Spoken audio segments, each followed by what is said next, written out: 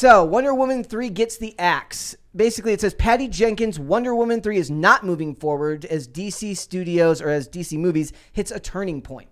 The big takeaway here is James Gunn is not afraid to make unpopular decisions if it's in the service of the vision he has, right? It's funny because I see hashtag fire James Gunn trending on Twitter, and then right underneath it is hashtag bring back Zack Snyder.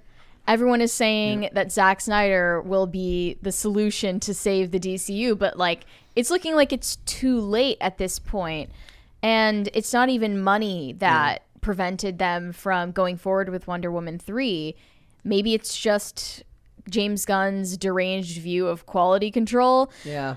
All of the tweets that were calling for James Gunn to get fired said that he just messes with the low stakes characters that are like C-list, D-list in the DCU, so that anything he does in their scripts won't have consequences ultimately. That's why he wanted to do the Suicide Squad, for instance. That's interesting. And that's why he was, doing Black Adam. And I mean, now I feel like The Rock maybe feels vindicated because he has reportedly been on the outs with James Gunn. But The Rock doesn't have the same view for the future of the DCU as fans do either. No. Because he wants to prioritize those so-called D-lister characters as well instead of the Trinity. Which is funny because that's what David Zaslav wants. David Zaslav wants them to promote Batman, Superman, and Wonder Woman. Basically, when he took over at Warner Brothers Discovery, he's like, we have like the 3 biggest superheroes in the world. Why aren't we using them well? Yeah, so that's the question he needs to ask James Gunn. I don't know why James Gunn and Safran were hired without this question being answered in the way Zaslav wanted it to be answered, right? Yep. Well, this is the right move. I think it's 100% the right move because you got to burn everything down. There's too many cooks in the kitchen right now. Oddly, as somebody who loves Ben Affleck as Batman, likes Ben Affleck as Batman, loves Henry Cavill as Superman, loves Gal Gadot as Wonder Woman, you kind of like, there's too much leftover stuff and you have to start over. Well, a lot of people actually didn't like at least the sequel to Wonder Woman. The sequel to Wonder Woman is objectively one of the worst movies they've ever made. It's very, very, very bad. So there's at that point, like, you don't need to continue on that exact iteration of Wonder Woman, but you can't just scrap all future projects for that character. Maybe Gal Gadot wouldn't be the person playing her. Even more surprising, she was totally ignorant that her third Wonder Woman movie was to get scrapped. Only just earlier this week, she said, can't wait to share the next chapter with you on Twitter. And Patty Jenkins had something similar to say. She's like, I just finished the script. And apparently their letters crossed in the air. Like the mail went this way, the mail went that way, and they didn't understand that they were about to get the axe. That means that they're going to get rid of the Affleck cameo in Aquaman. Yep. That's a bummer. Like I said, I kind of agree with you. As much as I love those versions, it's too complicated, and there's too many prior. The iterations have been done by too many directors that will clash with whatever they want the future look to be. Right, so you're still going to have the leftovers of the Snyderverse in people's heads when you bring those characters to screen. And it is it's not a 100% purge. They're keeping Robert Pattinson as Batman, but that's not connected to the universe. Yeah, maybe that's the reason. No, that is it's easy to keep something that's not connected. They wouldn't get rid of Joker either. But I think exactly. Yeah. But look, what do those two movies have in common? They're dark and very gritty. Very gritty. And I think that's what we're going to see more of. I mean, that's my prediction. I think James Gunn will go somewhere in the middle. Yeah, I mean, I see all of these tweets criticizing James Gunn for having a childish sense of humor. Yeah, One person said this hashtag, or no, another person said that he has a plan to tank one of the most valuable IPs in the world in favor of dick jokes and D-list characters. So really it's the opposite problem, is that he doesn't take it seriously enough. Yeah. He doesn't take the big flagship characters seriously enough, or their potential to make a profit. Also, those characters don't lend themselves to the type of storytelling he wants to do. A Batman story under James Gunn doesn't really work the same way it would under a different director. He might be able to pull off Superman, but even that, I think it's too campy. It's too childish campy. I forget where I heard Superman. This first, but there was this idea in the works to make the next big DC film on the scope of Avengers Infinity War. Stop doing that. Just make solo movies and prove you can do that right. But also make it sort of a political corruption drama centered around Viola Davis's character. What is her name again? Amanda Waller. Yep. Which I think is incredibly boring, at least for 2022. That's a TV show concept. That's not a movie concept. That is something you do with 8 episodes of a limited run series. It's not something you put on the big screen. But they don't realize that because DC doesn't have their shit together. If what he's trying to say is that he could make it like Captain America, the Winter Soldier, I don't buy that they should do that. I think now in the age of streaming, you do that show. You can still do that show and just do it over 8 episodes. Go back to making solo movies. I don't want to see I don't even want to see crossovers. I just want to see the characters that exist in their separate cities for a while. I don't need to see Ben Affleck working with Ben Affleck's Batman working with Henry Cavill's Superman. I don't need to see Henry Cavill's Superman cameo for 3 seconds at the end of Black Adam, which no one wanted to see anyway. If you do it down the line after you've rebuilt trust with the audience and you've made some movies in a row that are all fairly successful and looked at as positive, well-made movies, we can readjust that. We can, come back to that idea when we get there. But they have yet to prove that they can do that. I just don't see that happening. Also, I wonder what this means for Shazam, which is the only one I actually want. Bring that up. I want Shazam to stay around because he's the only one of the movies that I actually really, really, really liked of the non-mainline ones. Again, Shazam, I liked the first Shazam, but it was entirely too long. I've heard you complain about this before, Brett. Like, they need to cut these movies in half. They shouldn't be 3 hours. They should be an hour and a half. Tell your story. Okay, 2 hours is fine. I don't know if you said under 2 hours. Or I'm not paying attention. No, I said everyone, when we review movies, keeps telling us, like, you guys need to put, like, a rating system in place. I don't have a rating system, but I know I deduct a certain amount of points every time a movie goes over 2 hours, which means Avatar, you are already in the negative, my friend. You are far, far, far in the negative. But here's the thing. They included Superman in Shazam, but it wasn't Henry Cavill's Superman. It was filmed from the neck down, so you couldn't actually see who it was because they were still on the outs with him at the time. And I don't really see the problem with Wonder Woman as an issue anyways, because Patty Jenkins just lost a lot of trust with how badly Wonder Woman 2 turned out. Right. The script was bad. The writing was bad. In general, it was not well made. Well, I heard people are not looking forward to the sequel to Shazam either. We'll see. We've seen the trailer at least. That's not James Gunn, is it? Or no, it's not. Okay. No. Because I think that when you're talking about like this childish, like they're not taking it seriously, that's the one gripe I do have with Shazam. And I get it. But the character is a child. I was explaining, like when I was explaining there was an article we read earlier that we didn't include in the topics today where they were making fun of the fact that he has a line in the new trailer where he talks about how he threw a car at was it a dinosaur or threw a car at something. Narrating himself. Yeah. I just threw a car at a building. I love my life. That joke sucks if it's an adult, but it's an adult with a kid. Like, it's a kid being played by an adult. But it would be received differently if we weren't accustomed to the childish humor of Marvel movies where any grown adult in their 40s would say something like that. Yeah. Well, someone pointed out, though, in Shazam, the actual child is more mature than when he transforms into Shazam. Even though they're both supposed to be the kid, when he's an actual kid, he's much more mature and easygoing, and then when he becomes Shazam, he's just completely unhinged. Well, I see that as something where it's like there's a certain amount of power there that forces you to act, not forces you, but gets you to act differently because you're inhabiting something that's much bigger than what you actually are. And so imagine like you had the ability to fly, and then you do that, your inner child would come out even more so than it already was when you're living your boring everyday regular life. Maybe, but you're saying inner child. There is no inner child. He is a child. I'm saying that those aspects aren't going to come out when he's not doing something heroic or superhuman. I guess. How old is he supposed to be?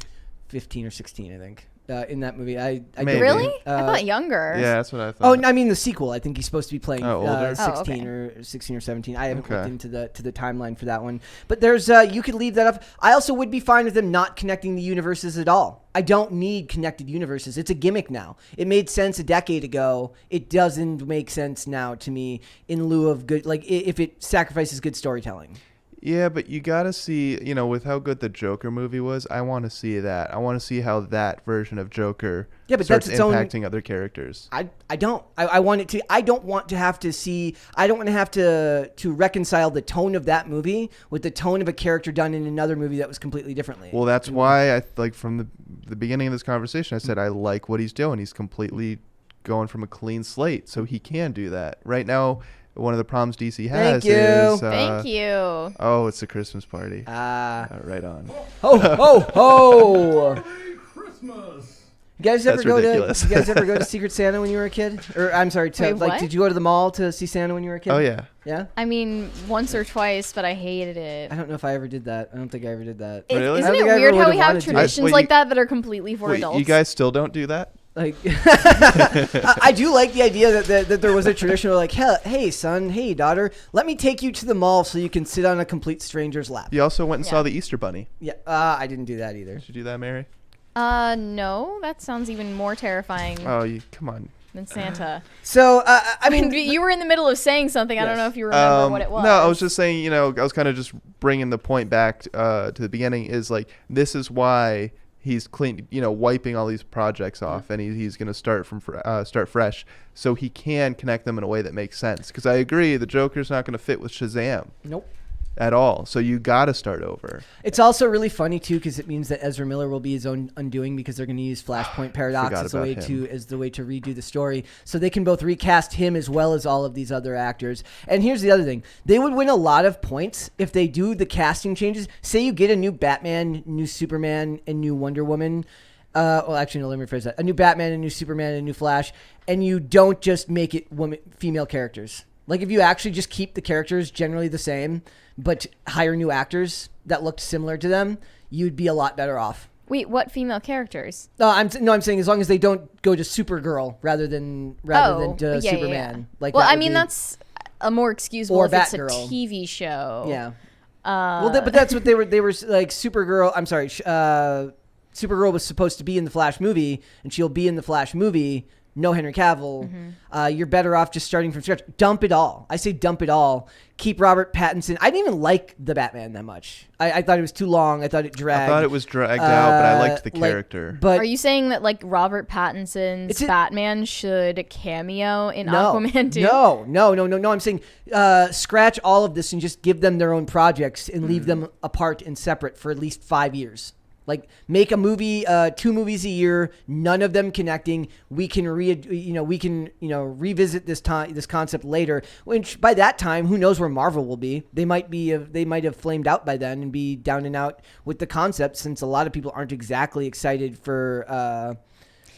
I mean, at the very least, for Marvel's sake, they have people who come back.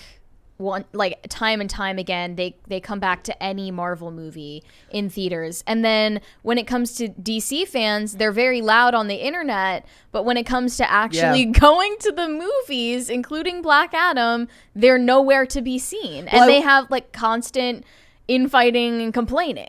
Well, I wonder if it's actually the opposite way around. They actually are the ones going to the theaters and they just haven't captured the normies' attention. Well, do you feel like, I think a big problem is, do you guys feel like you can relate to any of the DC characters? More than I can the Marvel characters. Which ones? And how? In relation to like, what do you mean relate to? Because inherently I'm nothing like any of those characters. I think Marvel succeeded early on because a lot of their superheroes were regular people. Just normal, average normies, right? And they've gained the super abilities. DC seems like it's on this pedestal of just like fantastical. Like I couldn't imagine myself as a current DC. Well, like what? Person. Like who? Batman, for example. I mean, any of them. Take your pick. I mean, why is it a priority that you are able to imagine yourself as I think that's why it one of those succeeds. characters? That's what I'm saying is I think that's why Marvel is succeeding and they're on to phase 5 or 6 or whatever they're doing. And DC's struggling to get their foot off the ground and constantly changing directors. I don't know if it's accurate to say Marvel is succeeding just based on the fact that they had a head start, right? They're still among their own fan base a huge amount of fatigue and recently though I think it's just DC mismanagement. This story and we've got a chat from Caper2X that kind of illustrates the point perfectly. They're always a chicken running around with their head cut off without solid plans, too many news leaks, too much stuff coming out. Whether you like Kevin Feige or not, whether you like Marvel or not, it is a tightly run ship that seems to outside of the complaints about CGI in time, working, crunch time. It is a tightly run ship with storytelling that seems to fit tight. It moves forward at a very clean pace. For me, I've never been invested in the DC universe or the MCU, one or the other, in a team way, like a team loyalty way. Yeah. But because obviously I'm here to comment on it and have opinions about it, I do kind of feel it's weird that this overreaction has happened because no one is forcing you to be loyal to DC or to Marvel. No one is forcing you to consume any content related to DC Comics at all. Somebody also pointed out in the chat, I was just checking, the fact that Green Lantern is not being mentioned at all is a crime. Yeah. and with multiple, whether you want Hal Jordan, John Stewart, there's a bunch of versions you could do if you wanted to take it in any such direction, and it would work perfectly fine in today's day and age. But it also is that's a high budget movie. It's not going to be able to be made at a low budget. So I'm just I'm over it right now. I'm over the announcements. I applaud Kevin Feige for being able to run a company that seems to always have its crap together, no matter how bad it is. I hate the writing. I think it's poor. I think most of the stuff is poorly made. I think they're putting out too much of it. But at least it seems like they have some type of coherent plan going with everything they do. So I don't know if they do. It doesn't seem like that at all, actually. I disagree.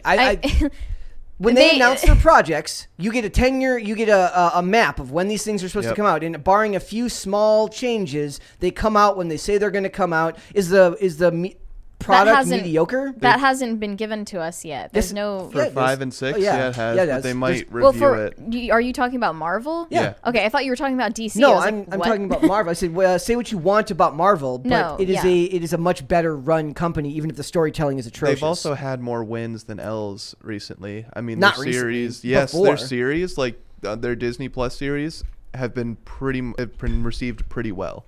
When you're talking about DC, the first Wonder Woman was great. Shazam was great. Batman was great. But then you're talking about all these other projects. Marvel wins more of the time than they lose. I would say most of those shows have been received. I mean, by Marvel fans or Marvel critics. Either. But they're all forgettable. Nobody remembers any of them. The only one I remember is a little bit of Hawkeye and some of Loki. That's it. It's also too much. But you don't want them to pump out, you're saying that's forgettable, but is that because of the actual storytelling, or you think there needs to be too much content? More content. Too much content. I think it's too much content. Okay. I would like all of these companies to cut their storytelling in half and put out less material. Focus on making better products and less of it. Do you guys think that James Gunn is a mole sent from Marvel to... No, I do not. Sabotage No, I do DC? not. I wonder how Marvel feels about that. Because he did Guardians of the Galaxy, right? Yes. Yeah. Yep. I wonder how that... Well, I guess he's already... Yeah, he's doing his third and final movie for Guardians. Wonder how they feel about him jumping over. Thanks for watching this clip, guys. If you want to see full episodes or follow us on social media, links are in the description below. Bye. Bye.